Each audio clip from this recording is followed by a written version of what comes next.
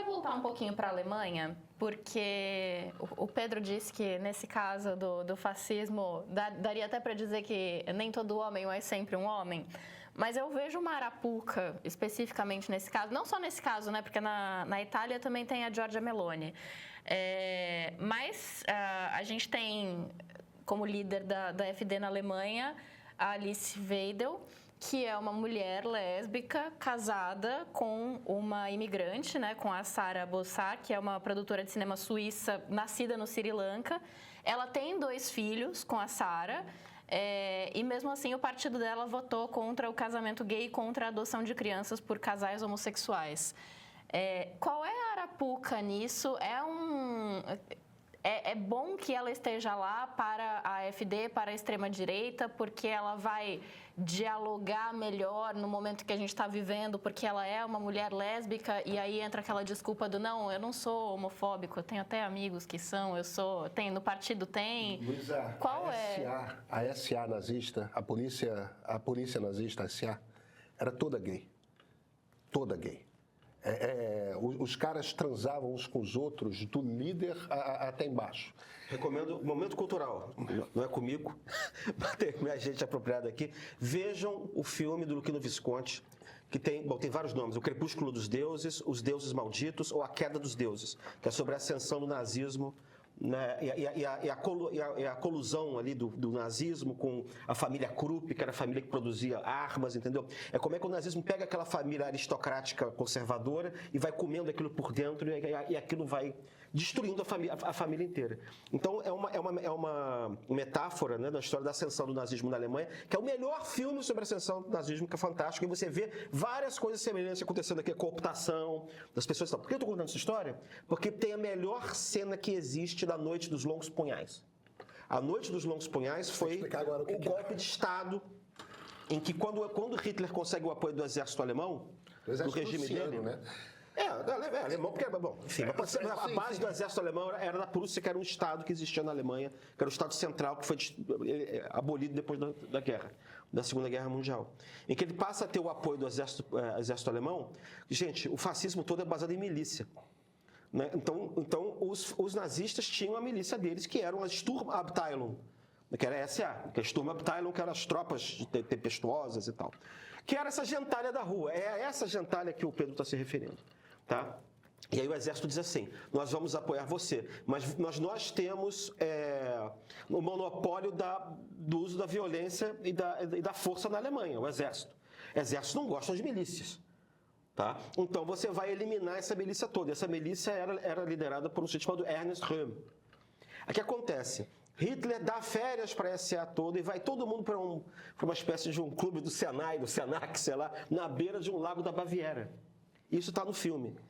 E aí eles estão lá bebendo a noite inteira, e é exatamente isso que o Pedro falou. Era uma grande suruba Era uma grande suruba gay, todo mundo feliz da vida, os jovens, velhos, era uma alegria só. E aí, de manhã, amanhecendo, começam a chegar as tropas do exército. Eles invadem os campos todos, os quartos, as instalações, as cozinhas, e começam a metralhar todo mundo. Matam todo mundo do líder para baixo. Isso, e foi todo mundo metralhado, e assim foi extinta a SA. O nome desse negócio é A Noite dos Longos Punhais. E tem uma tradução ruim que é A Noite das Facas Compridas, pelo amor, mas enfim, é a mesma coisa, A Noite dos Longos Punhais. Vejam esse filme, Luchino Visconti, Crepúsculo dos Deuses, Deuses Malditos, acho que em português é Os Deuses Malditos. Então, mas ela está numa posição de liderança agora. Mas a SA era o braço... A SA... era o que fez o partido nazista chegar ao tamanho que teve. Era quem saía na rua batendo em todo mundo, que é o mesmo papel que os camisas pretas tiveram na Itália. Então, a gente está falando de... essencialmente, o que o Christian acabou de escrever é o seguinte: o momento que o Hitler consolida o poder é o momento em que ele faz um pacto com o exército alemão, e o exército alemão se vira para ele e fala: tudo bem, mas o seu braço armado somos nós, não são esses caras. Você tem que se livrar desses caras. E o Hitler entrega os caras que fizeram a ascensão dele, em essência. E, em 1942, os nazistas estão mandando judeus, estão mandando ciganos e estão mandando gays, com triângulo rosa, para os campos de concentração.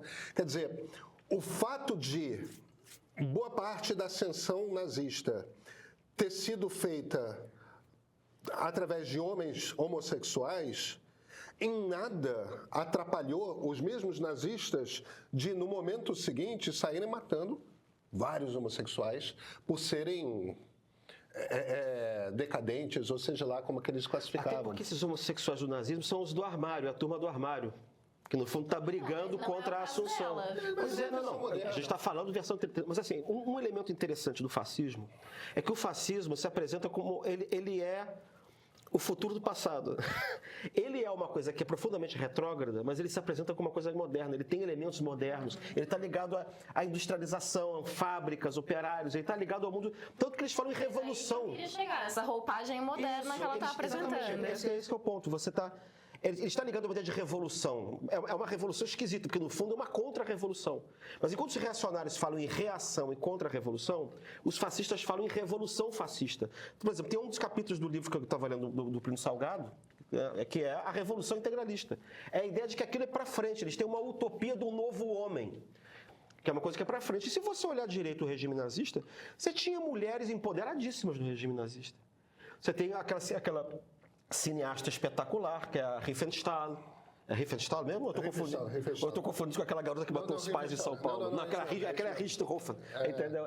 Riefenstahl, você tem um monte de mulheres empoderadas. Se você pegar, por exemplo, um filme, só para pegar uma coisa assim mais à cabeça, o filme do Tarantino, dos Bastardos Inglórios, você tem, no mundo cultural, um monte de mulheres empoderadas ali que fumam, que tem amante, que tem não sei o quê, entendeu? Sobre nazismo, até dentro da casa, a posição da matriarca, que na Alemanha ela é muito forte, né? Até hoje, ela está ali preservada. Existia um respeito à posição. Mas é aquela coisa, o homem manda, a mulher cuida da família, gerencia o lar, tudo mais. Quer dizer, é uma visão bem tradicionalista, embora Leni Riefenstahl não tinha nada disso. Era uma mulher empoderada como o diabo. É uma das maiores cineastas do século XX. É uma grande cineasta. É uma coisa estranha. Porque na elite você tolera esse tipo de personagem progressista, entre aspas, moderno. Tá? Mas na base, todo mundo tem que ser Luluzinha, entendeu? Tá em função de uma... Embora ela esteja ali fazendo parecer que a coisa... É quase como se fosse uma maneira de dar uma roupagem moderna e, olha, eles não são a mesma coisa que eram. Então, nesse sentido, é muito útil. Mas quando você vai para a estrutura de sociedade que pensa... É uma estrutura extremamente reacionária. E esse é um ponto que o Christian está fazendo, que é... Um dos truques. Então eu não quero mais que ninguém possa adotar. Um dos truques fundamentais do fascismo é que ele é uma coisa que aparentemente é paradoxal. Ele é simultaneamente revolucionário e reacionário. Que deveria ser. As palavras reacionário e revolucionário deveriam ser antônimas. Quer dizer, não deveria ser possível algum tipo de movimento político ser simultaneamente revolucionário e reacionário. Mas o fascismo é. Ele tem dentro de si a coisa da ruptura para construir um país novo. E esse país novo é o país velho. E esse país novo é uma fantasia do que o país velho foi. É isso. Porque não é o país velho. O reacionário que é o país velho. Eles estão vendendo uma fantasia com uma roupagem moderna do que o país velho foi. É que os reacionários, eles são centrados na ideia de igreja. Quando eles acham que só... É tipo o Damares, esse pessoal, Michel, Bolsonaro. Quando esses caras acham que eles não vão conseguir realizar a utopia reacionária deles por meio da... Porque eles rejeitam o Estado, porque o Estado compete com a igreja. Por isso que eles são anti-Estado. A Tati está perguntando aqui, é utopia regressista? É utopia regressiva. Agora, o que acontece? Quando eles percebem que eles não vão conseguir voltar no tempo sem o Estado, ao invés de eles quererem destruir o Estado, eles se tornam fascistas.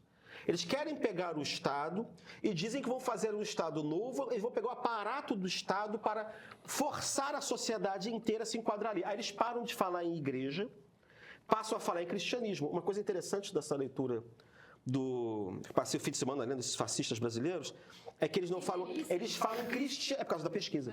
Eles falam em cristianismo, eles não falam em católico. Porque os reacionários falam em católico, naquela época, né? Hoje você pode falar em cristianismo também, porque hoje tem protestante e tal. Mas assim, é porque o pivô, o teto, a clé de voûte, como diz em francês, a chave de abóbada do prédio, não é mais a igreja, ou as igrejas, é o Estado. Mas esse Estado é um Estado baseado nas virtudes e culturas que são de base religiosa, mas eles falam cristianismo para caber quem? Para caber católico, caber protestante, caber espírita, que tinha muito também. Então eles falam em cristianismo, que é uma coisa ecumênica. E isso é um ponto importante, o deslocamento para o Estado. Porque o Estado é o aparato militar, é o aparato de força que vai, com essa fantasia futurista, recriar o passado, a fantasia do passado, no futuro.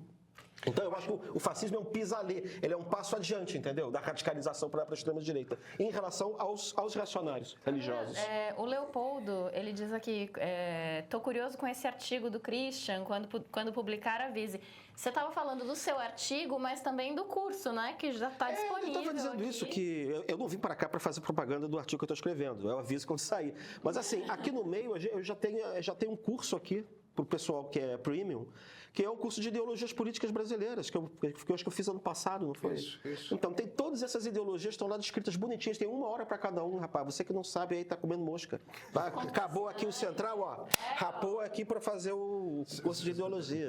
Pode comprar o curso ou pode fazer a assinatura premium mais cursos, que aí oferece todos os cursos do meio. No nosso streaming, é só ir lá e assistir. O Fernando Rosas, que é um historiador português que eu gosto muito, que é um historiador do fascismo português, a especialidade dele é salazarismo. Ele faz um comentário muito interessante, porque uma das preocupações dele é compreender o que há de comum em todos os fascismos, que é um dos grandes problemas para quem estuda fascismo, né? Sim. Fazer uma síntese de algumas características que sejam comuns a todos os fascismos. E tem uma observação que ele faz que eu acho que é muito interessante, que é o seguinte: todos os fascismos passam por uma noite dos longos punhais. E o que ele quer dizer com isso? O fascismo ele é sempre radical. Ele é sempre uma disrupção ele é sempre uma disrupção no sistema. Ele é sempre perturbador. Por exemplo, o que está acontecendo agora na Alemanha? Ganhou um partido de centro-direita, que são os tradicionalíssimos democratas cristãos.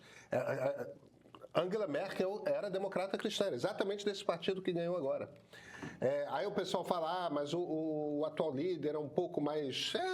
mas no fim das contas é a boa e velha democracia cristã alemã, absolutamente democrática, governou junto com os social-democratas a Alemanha no meio século após a Segunda Guerra Mundial, deu tudo certo, tudo mais. Com quem que os democratas cristãos vão fazer aliança? Vão fazer aliança com os social-democratas. Não vão fazer aliança à direita com os nazistas. Por quê? Porque eles não vão fazer aliança à direita com o nazista, porque com o nazista você não faz aliança. Como em Portugal.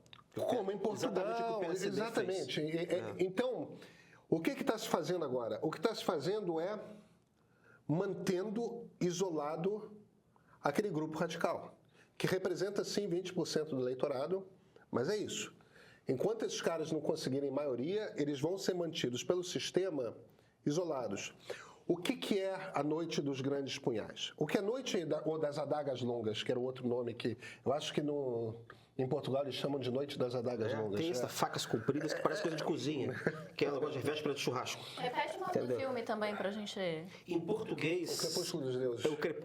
Mas também tem Os Deuses Malditos. Acho que em português... É porque saiu com o nome em inglês, em inglês o nome é Götterdämmerung, em alemão, que literalmente é o Crepúsculo dos Deuses.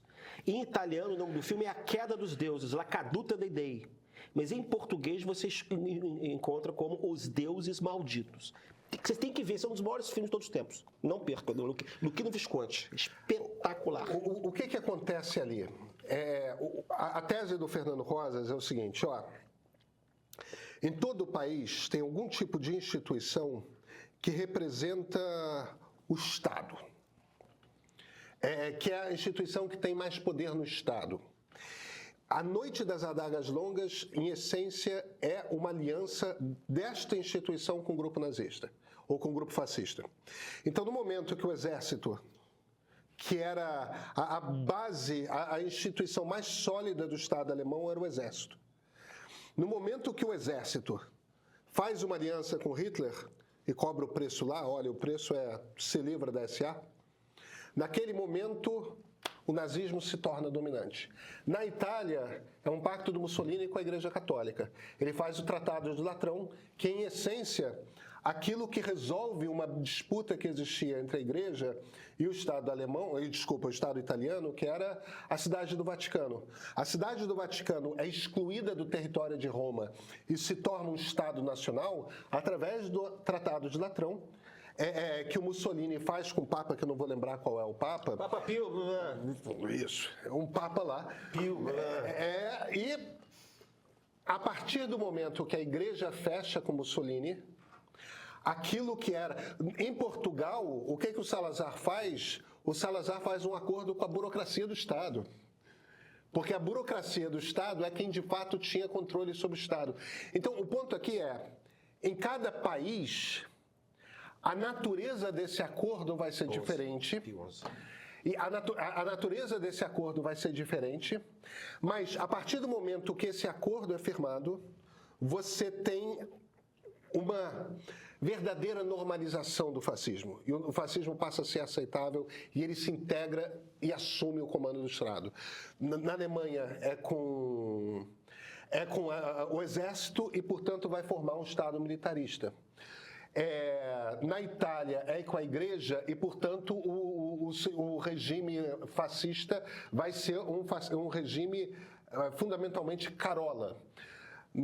Em Portugal, vai ser um regime burocrático, com uma natureza muito distinta dos outros fascismos. Então, o caráter do regime fascista é dado por este acordo que na metáfora do Fernando Rosas, todo fascismo tem sua noite dos longos punhais. O que a gente está vendo por enquanto? O que a gente está vendo por enquanto em Portugal, na Alemanha, é uma rejeição desses movimentos. Por enquanto, as estruturas do Estado... E, de novo, quando a gente olha para a Alemanha do pós-guerra, é a disputa entre a social-democracia e a democracia cristã. E o que os social-democratas e os democratas cristãos da Alemanha estão dizendo é: a gente quer manter isso aqui. A gente está rejeitando, por enquanto, esse... Se um dia acontecer um pacto da democracia cristã com a AfD, aí a Alemanha vira fascista. Mas eu não vejo isso acontecendo tão cedo. Até porque, veja, quando o pessoal fala, mas esse cara não é nenhuma Angela Merkel, qual é o nome dele mesmo, pessoal? Não é nenhuma Angela Merkel, tudo mais, ele é muito mais reacionário, muito mais isso, muito mais aquilo. O fato de que ele ainda prefere fazer um acordo com a social-democracia, o fato de que ele ainda prefere fazer um acordo com a social-democracia quer dizer que a Alemanha continua no mesmo lugar em que está há várias décadas.